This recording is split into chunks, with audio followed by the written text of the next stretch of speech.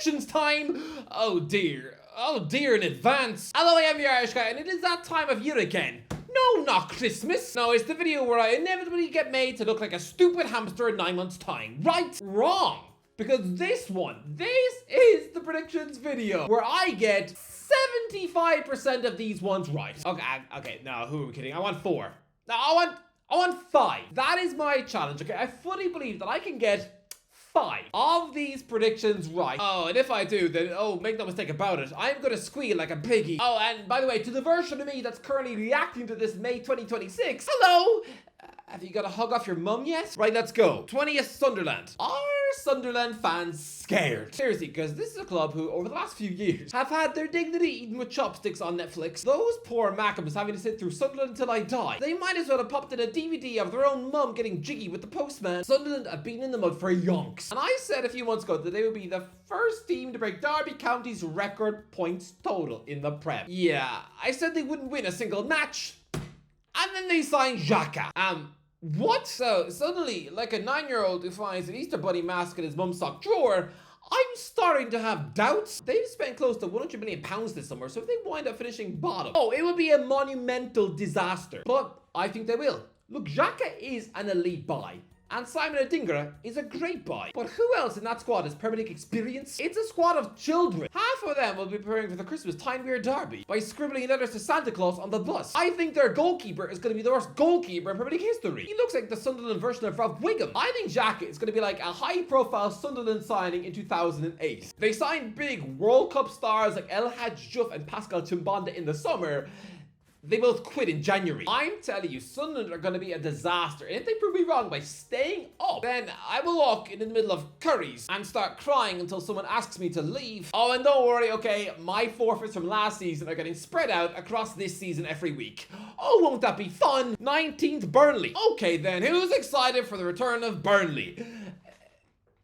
Anyone? Nah, it's a bit like when your creepy uncle turns up for tea midway through the Breaking Bad finale. You don't want to have to watch him slobber over your digestive biscuits as he tries to justify being attracted to Kermit the Frog's pig wife. Lads, Burnley have been a yo-yo club ever since Sean Dyche left. And when even one of the most promising coaches in Europe could not save them last time out, then what chance does a relegation magnet like Scott Parker have? Look, I think they will be harder to beat than they were under Vincent Kompany. And they will collect a few goalless draws. Honestly, if Burnley don't collect at least 4-0 nils, then I will dig up my dog who died in 2010. Okay, no, I wouldn't dare do that. I'll eat marmalade off the floor. I don't like marmalade. 18th Brentford. Please let this happen. Not because I have anything against Brentford. I don't. I just need an established Premier League club to go down. Anyone but Newcastle. Anyone. Just please don't give me a 3rd season on the bounce where all the newly promoted clubs go down together. I can't even fathom how boring that would be. If that happens, then the Premier League is in crisis mode. Because suddenly the relegation battle really has become about as predictable as any Marvel film. Please let at least one team stay up. Because if every promoted side keeps getting relegated without fail, then suddenly the season is more boring than counting the hairs in a monkey's crotch. I'm gonna nominate Brentford as being the one to save the Premier League. Because again, they replaced their superstar manager with a failed pundit who's never managed in his life. And they sold their goalkeeper, their captain, their best player, and probably their joint top scorer from last season. Under Keith Andrews, their forward line is going to have the goal threat of a squashed Toblerone. I mean, their main centre forward right now is Igor Thiago, a club record buy last summer. Still waiting for his first piece goal. He is totally the modern day version of Wesley Moraes. I mean, they're trying to sign Bournemouth's Dango Ouattara. Yeah, he's played 81 Premier League games, scored in 5 of them. What's going on here? They are going to have a nightmare year. Replacing Frank with Keith is going to be the biggest damage done to the Brentford brand since that awful B movie. Relegation confirmed. 17th Leeds. Come on, Leeds. Come on then, I'm tipping you to stay up. They all wanted to eat my eyelids when I talked about them the last time they came up. A saga which ended in Patrick Bamford calling my foot rotten. We don't all get fancy fish pedicures, mate. Leave my hobbit toes alone. Look, I am well aware that tipping a Premier League club to survive is a risk when they have an absolute relegation magnet like Daniel Farke at the wheel. I think Leeds will have a horrible start to the season. I mean, if you thought Bielsa's free-flowing open tactics got exposed, oh no. We've all seen Farke's miserable interviews of Match of the Day in the past, where he looks like some sheepish pupil trying to explain to the principal why he pooed in his teacher's purse. I like this Leeds squad. It's strong enough to survive, but they just need a more pragmatic boss. And I think they'll get that. In October, in comes Roger Schmidt. This former Benfica manager knits them together and keeps them up. Leeds might go down. Okay, they could. But if they did, it would only be an 18th. Not 19th, not 20th. Are you having a laugh? Absolutely not as too good a squad. And if they do finish in the bottom 2, then I will repeat Sean Longstaff's name 1,000 times on camera. Wow, I think that might actually burst my brain. 16th, Fulham. Fulham have had the most boring transfer window I've seen in years. So far, they spent $500,000 on a backup goalie. That's it. Is everyone at Craven Cottage asleep? Have they misplaced their piggy bank? Because one thing you cannot do as a mid-table Premier League club is stand still. If you do, then suddenly you slump back into a relegation battle. And I think Fulham taste that for the first time since the gloomy Parker years. I think this is going to be a really wobbly season, really short of goals. Seriously, I'm telling you, Fulham will score less goals than one of the teams will go down. Honestly, I'm telling you, Fulham will score less than 50 goals all year. And will only stay up by about 5 points. Seriously, this is going to be Marco Silva's worst season since when he was gobbled up at Everton. 15th, Nottingham Forest. They're gonna go back to calling me a Forest hater again. Yeah, they're gonna be pretending that I like to kick trees and shout at owls. No, but I just think that Nottingham Forest are off the back of a superstar season where they were coasting on momentum. I've seen this happen before. Absolute underdogs who go from a relegation battle to then qualifying for Europe overnight. Yeah, that usually wears off the minute they taste European football. I mean, lads, Newcastle were supposed to be in a relegation battle in 2011. They finished 5th instead, but the year after, sure, they reached a Europa League quarter-final, but they finished 16th in the league. They lost 10 out of 13 league matches, conceded 7 at Arsenal, 6 at home to Liverpool, were smashed by Sunderland. It was a season so bad that it birthed a sweaty True Geordie on the internet. I get there's optimism at Forest right now. Yeah, there was optimism for Newcastle in 2012, and instead way down by the added European nights. And the fact that their tactics were now figured out, plus the sale of key players, it meant that that brilliant Newcastle side melted into a puddle of Pepsi. And Nuno Santo, is he really that guy? Because his brilliant work faded out at Wolves as well. Lads, I'm sorry, but I was right about Forest last season burning out, and I'm right about this as well. 14th, Wolves. Word on the street is that Wolves are going down, right? Isn't that what people are whispering just because they sold a couple of players? And relax. Mateus Cunha and Ryan Aït-Nouri have both gone to Manchester, sure. But Wolves have lost better players in the past and haven't gone down. Lads, this is a team who won 5 Premier League matches in a row in the spring. Cunha was banned for most of that run after turning into a human pigeon by stealing glasses off an old man's face. Peter Pereira has turned Jorgen Strand Larsen into a goal-scoring beast. Although, no, that is not an invitation for Newcastle to go and sign him. No, please, no. Nah, I don't want him. This is like having to stress to your mum that no. You don't want your granny slippers for Christmas. You were just being polite when you said they were nice. Look, Pereira has done great work at Molineux so far, and they'll be absolutely fine. Trust me, if Wolves go down, then I will buy every sausage roll in Greg's. 13th, Bournemouth. Yeah.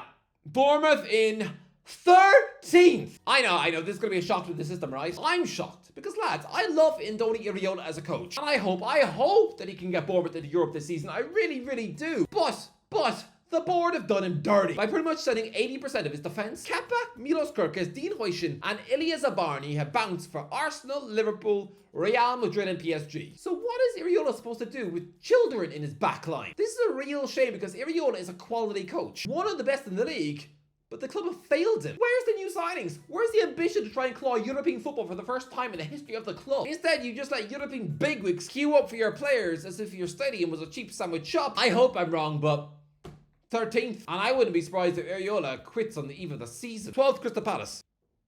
It's Crystal Palace. Next, 11th, West Ham.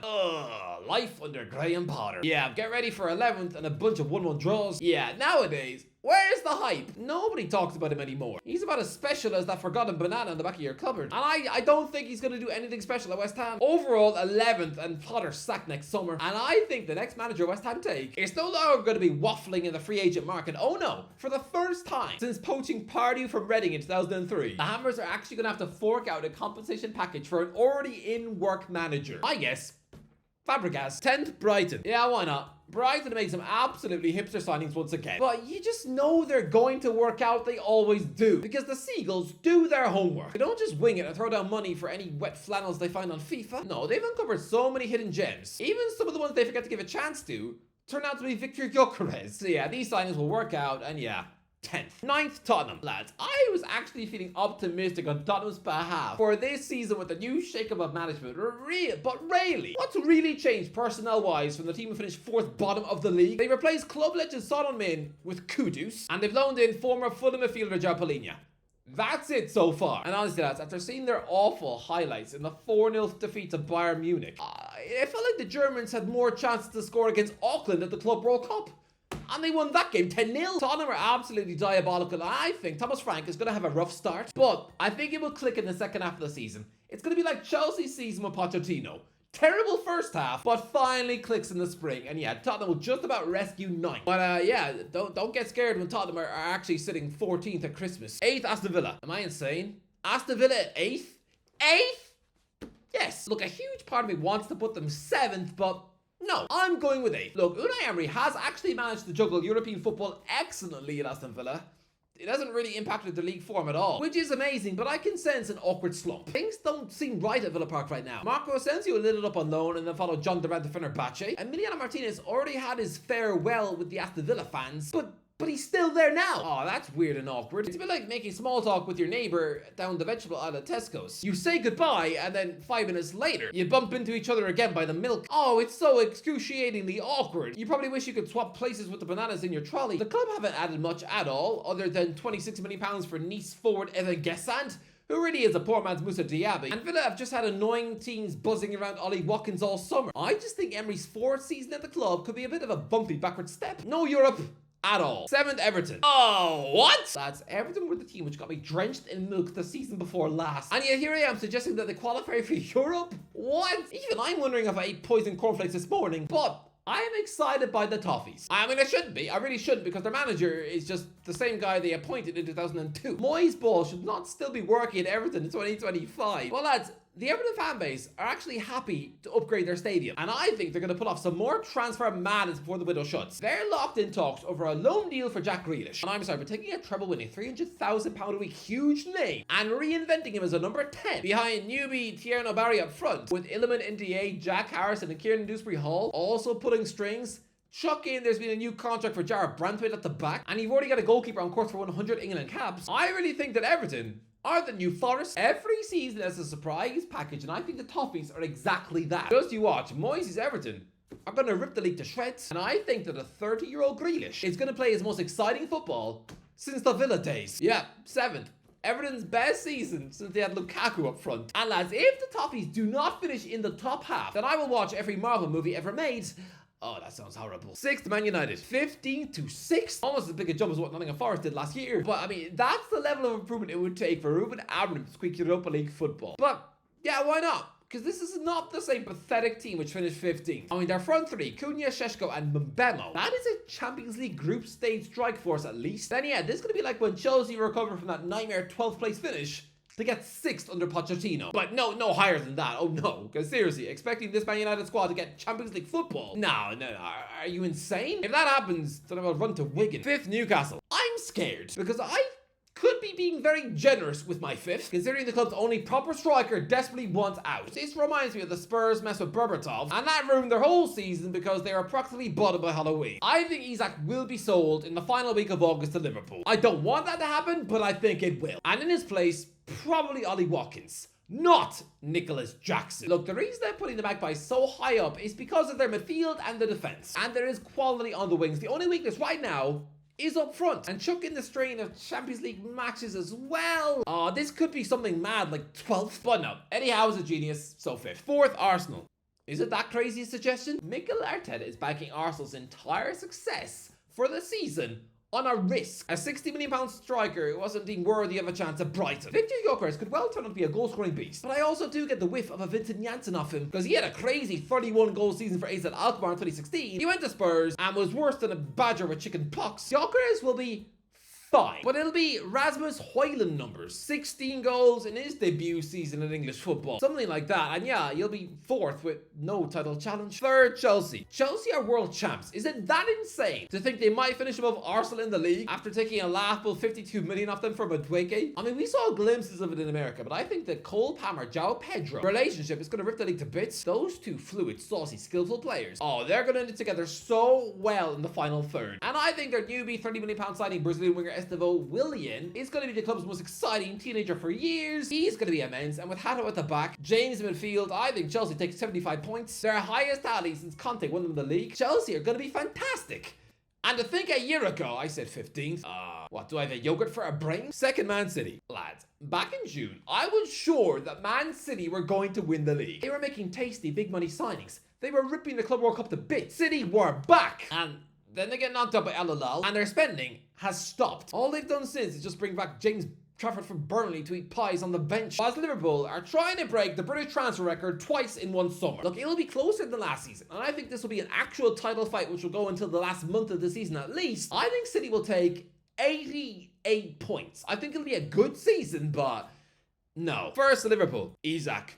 It's Isak. That is the only reason I'm tipping Liverpool to win the league. Verts x Isak. Isak with the golden boot. But, if this deal doesn't happen, and oh boy, I hope it doesn't, and Hugo Ekitike is Liverpool's main man all year, then trust me, then I think City win the league, not Liverpool. But if you get Isak, when you get, it's game over for everyone.